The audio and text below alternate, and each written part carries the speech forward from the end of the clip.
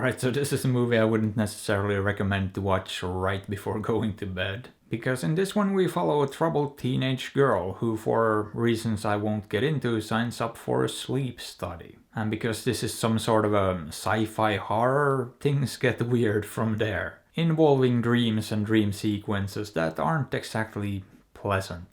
And you know, this definitely managed to grab my attention right from the very first scene. Because it starts off with one of those dream sequences and it most definitely piqued my interest. I also very much liked the way those sequences were made and the whole aesthetic of them. I'm pretty sure they were basically entirely computer generated, but they worked and very well in my opinion. They were just very well handled and well executed, although perhaps a little bit overutilized. And I have to say that overall too, from a technical perspective, I was impressed by this. Because this is clearly a small indie production with limited resources. But this movie looks very good, and I especially like the retro-inspired, quite simplistic production design too. Which combined with the dream sequences just gives the visuals a pretty cool overall look. I would also say that it's well directed and well edited, and you know what? Anthony Scott Burns was in charge of all of those things, in addition to writing the screenplay too.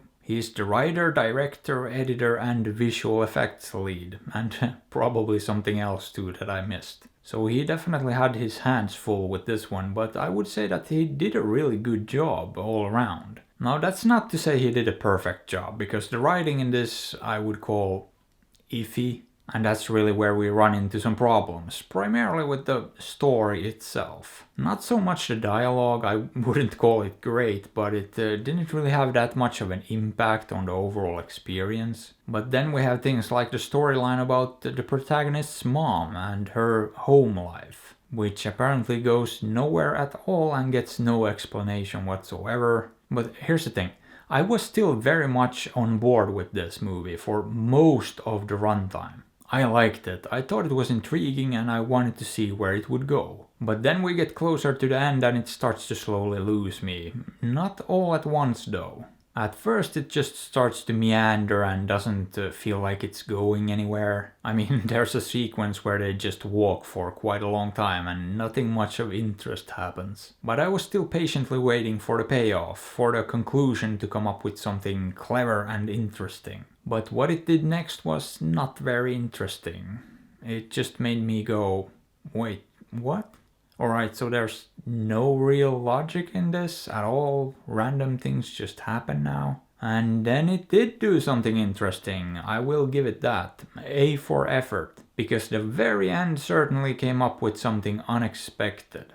Well, I expected something to happen, but I definitely did not expect the thing that actually happened. And I really want to call it clever because it tried very hard to throw some sort of mind-bending twist in there. Except I don't think the twist made any sense whatsoever in the context of the rest of the movie. This is not a case where a twist is revealed and suddenly all the dots connect. Where everything makes sense and you go, bravo, that was a great reveal. Where everything was meticulously planned from the start and now this was just the last piece of the puzzle. This is more of a, alright, cool I guess, but how does that connect to everything else that just happened? And with a movie like this I feel like there's only one explanation that's gonna cover it all. And it's a cheap one and it still doesn't really make any sense, to be honest. And I want more and I expect more because I really feel like this one dropped the ball hard